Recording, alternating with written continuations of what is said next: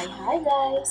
සුපුරුදු විදියට අදත් ඔන්න අපි ඔයාලා එක්ක යන්න හදන්නේ ලස්සන තැනක් බලන්න. ඉතින් අද යන්න හදන්නේ බස්නාහිර පළාතේ උත්සව තැනට.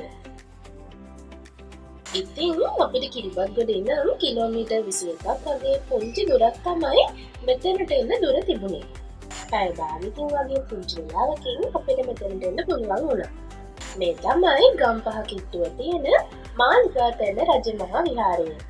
ඉතින් මේක ගම්පහ මල්වාන කියන නගරවලට කිට්ටුවෙන් තමයි පිහිටලා තියෙන්නේ.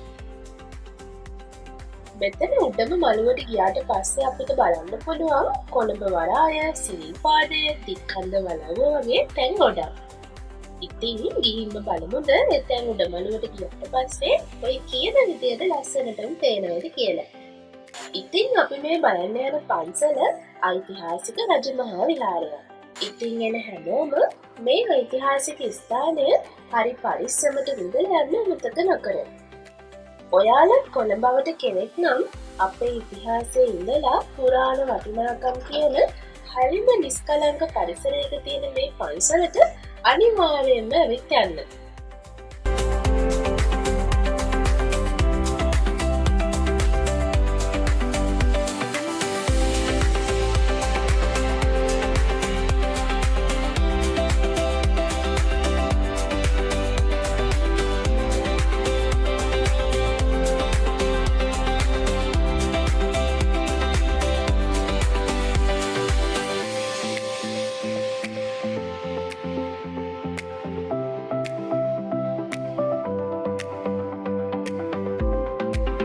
පහළ තියෙන උඩමළුවට කියන ඊතලයක් දාලා තියෙන තැන ඉඳලා ගල් පඩි දිගේ කිලෝමීටර් 1.5ක් වගේ දුරක් උඩට එන්න තිබුණා.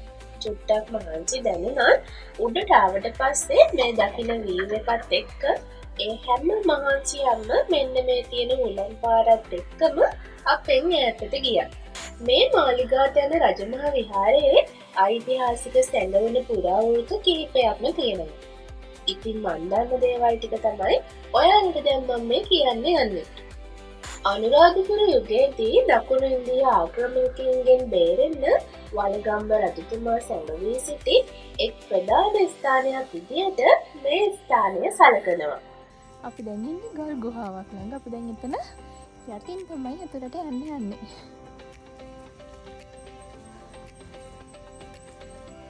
බලන්නකෝ. මෙහෙන් තමයි අපි ආවේ.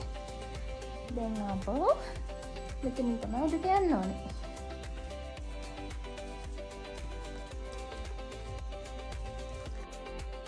ඒ වගේම මහා වංශයට හා ජනප්‍රවාදවලට අනුව ඉස්සර කාලේ දේශපාලන අස්ථාවර අවස්ථා තිබුණ යුගවලදී ඒ කියන්නේ විශේෂයෙන්ම සීතාවක පළවෙනි රාජසිංහ රජු සමයේදී ආරක්ෂාව සඳහා ශ්‍රී ධාතුන් වහන්සේලා මෙන්න මේ මාලිගාතැන්න රජමහා විහාරයේ තැන්පත් කරලා තිබුණ කියලා කියනවා. දැන් අපි මේ ඉන්නේ කන්ද පාමුලනේ. මේ හරියේ පැරණි චිත්‍ර සහ ප්‍රතිමා නෙල්ල තියෙන ලෙන් විහාර තියෙනවා.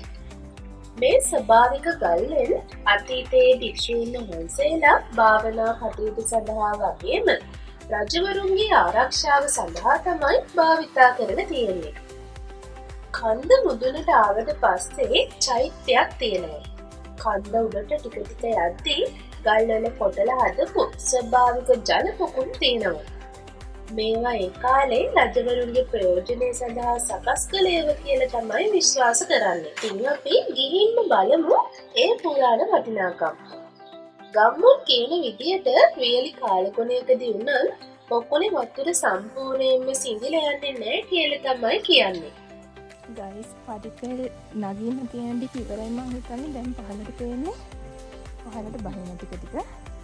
හැබැයි ඉතින් අර ටික නගිනකොට අන්ත ගන්නවා. හැබැයි වීඩියෝස් වල දැකපුවර කන්ද උඩට අර ගල් දෙබොක්කාවක් මැද්දෙන් හදලා තියෙන පඩිපෙල් ටික තාම හම්බුන්නේ නැහැ. ඒ කියන්නේ ආපහු අපිට මේ පල්ලම් බහැරුවා දෙන්න ආපහු නගින්නත් හම්බ වෙයි ඉස්සරහට. වළගම්බ රජතුමා අතීතයේ ආරක්ෂාව සඳහා මෙතනම තෝරගන්න ලොකුම හේතුවක් තමයි මේ ස්ථානය ස්තර 7කට වෙන්න පැවතීම කියලා තමයි ජනප්‍රවාදවල කියන්නේ. අපි මේ කන්ද උඩට එනකොට අපිටම තේරෙනවා උඩට යන්න එකිනෙකට වෙනස් උස් පහත් තැන්වලින් තමයි එන්න තිබුණේ කියලා. ඉතින් සතුරෙකුට එකවර කඳමුදුනට ප්‍රහාරයක් එල්ල කරන්න බැරි වෙන විදියට ස්වභාවික ගල් පර්වත පිහිටල තිබීම තමයි මෙතන තෝරා ගැනීමට විශේෂම හේතුව වෙලා තියෙන්නේ. ඉතින් වලගම්බ රජු හරි දන්ත ධාතුන් ආරක්ෂා කළ ප්‍රභූවරුන් හරි කන්ද මුදුනේ තාවකාලිකව මාලිගාවක් තනවාගෙන සිටි තැන්නක් කියන එක තමයි පසු කාලෙක මාලිගා තැන්න විදියට පුරාණ ඓතිහාසික වටිනාකමකින් මේ විදියට දැන් පවත්වාගෙන යන්නේ. ඉතින් ඔයාලා මේ ලස්සන විඳින්න එන්න කැමති නම් කොළඹ නුවර පාරෙන කෙනෙකුට යක්කල හන්දියෙන් හැරිලා රදාවාන පාරේ කිලෝමීටර් 7ක් වගේ යද්දී මාලිගා තැන්න හන්දිය හම්බ වෙනවා. එතන ඉඳලා මේ පන්සලට එන්න තියෙන්නේ පුංචි දුරක්. මල්ගාන දොම්පෙ පැත්තෙනුත් පහසුවෙන්ම මේ ලස්සන විඳින්න ඔයාලට එන්න පුළුවන්. අපි පහළින් උඩට දැන් ඇවිල්ලා මේ අවසාන පොඩ්ඩ තියෙන දැන් තියෙන ගල් තලාවට නගින්න. ගල් තලාවට මම හිතන්නේ පඩි තියලා නගින්න. අපි මේ පහළ ඉඳන් උඩහ දැන් මේ ගල තියෙන තැනට එනකන් ගල්පඩි 1000ක් විතර ඊට වැඩි වුණොත් මිසක් අඩු නෑ. නැගල හතියර ඇරවිලා දැන් තමයි චුට්ටක් රෙස් කරන්න නතර වුණේ. හේතුව දැන් අපි අවසානට ළඟ ඉඳා. එන්න අමාරුයි චුට්ටක් ඒ වුණාට ආවට පස්සේ අවසාන වීව් එක දැක්කට පස්සේ කියන්න වචන නෑ. ඔයාලත් එන්න ඕන තැනක් ඉතින් මෙතන. අද එන්න අමාරුයි චුට්ටක් හේතුව මේ පහුගිය ටිකේ වැහැලා අර පඩිපෙල් දිගට අලුත් තුල්පත් මතුවෙලා වතුර පාරක් එනවා. ඒ නිසා වතුර පාරත් එක්ක අර දියසෙවල් හැදිලා ලිස්සනවා වැඩි. අපි ඉතින් කොහොම හරි ගල් වල එල්ලිලා ආවා. උඩට ගිහින් බලමු වීව් එක කොහොමද කියලා. ඉතින් මේ හැම තැනකම විනීතව හැසිරෙන්න කියලා බෝඩ් දාලා තියෙනවා. ඉතින් එන ඔයාලා සම්මරව හැසිරෙලා ගේන පොලිතින් ප්ලාස්ටික් මේ තියෙන කසල බඳුන් වලටම දාලා යන්න තැන නොදා. ඒ වගේම උඩට ආවම පිරිසිදු වතුර ගන්න කිසිම තැනක් නැහැ. ඉතින් එන හැමෝම බොන්න අවශ්‍ය වතුර උඩට යද්දී අරන් එන්න. ඉතින් ඔයාලට මේ අපි වින්ද වගේ එක්ස්පීරියන්ස් එකක් සන්සෙට් එකක් බලන්න අවශ්‍ය නම් අනිවාර්යෙන් අමතක නොකර හවසට යන්න.